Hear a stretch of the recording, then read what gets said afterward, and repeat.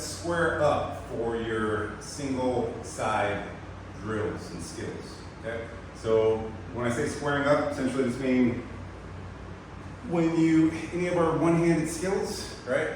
When we're swinging a bell, being loaded on this side, all this bell wants to do is pull me into rotation and spin me away, either to my left side, right side, wherever I might not be strongest. It's going to try to pull me in that direction. So we need to counter that intentionally.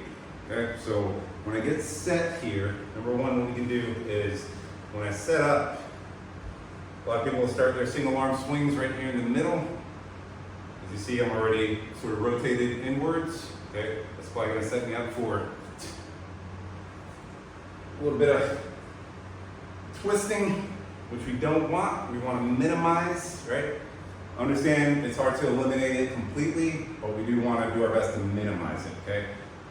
Thing to understand is in single arm skills, the unloaded side is working just as hard as the loaded side. Or what's working are our internal obliques, our quad, our glutes on the opposite side. Those are the muscles helping us to prevent rotation, okay? So what I want you to do to square up for your single side drills, number one, you're gonna get set here, and I'm just gonna go ahead and align the bell with the working side arm and leg. You're gonna kind of drop your elbows in between your knees, okay? Make sure that we're starting from a square stance. I'm gonna grip the bell, and now, right, just notice that just reaching out for that bell, put me into slight rotation there. If that happens, you want to keep that elbow straight, reconnect that shoulder. So I'm anti-shrugging that shoulder. Okay, now we're nice and square. From here, once I hike,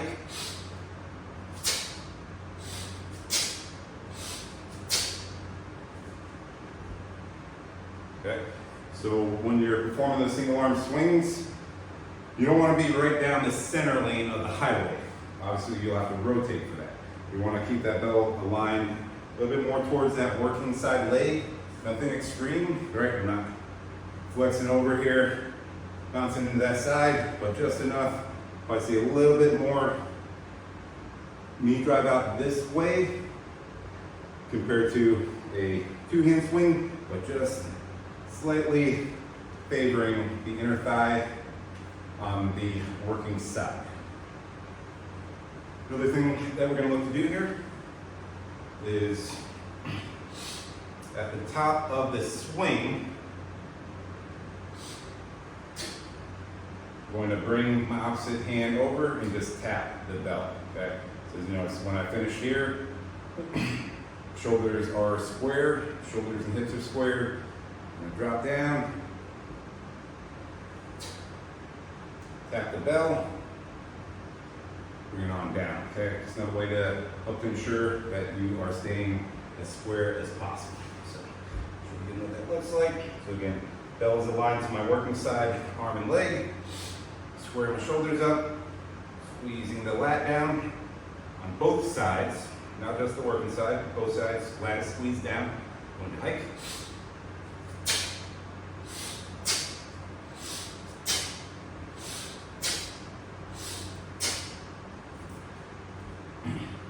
Okay, so that's what you're actually going to do once you begin performing your single arm swings. Just bring the other hand in to tap. That's also going to give you something to do with this free arm. You don't want to fall into kind of dead arm out here. You always want this free arm to be active, okay, throughout our skills. So the mirroring, which is what you'll do if you're tapping in the center, mirroring both sides. Good. With that, there we go.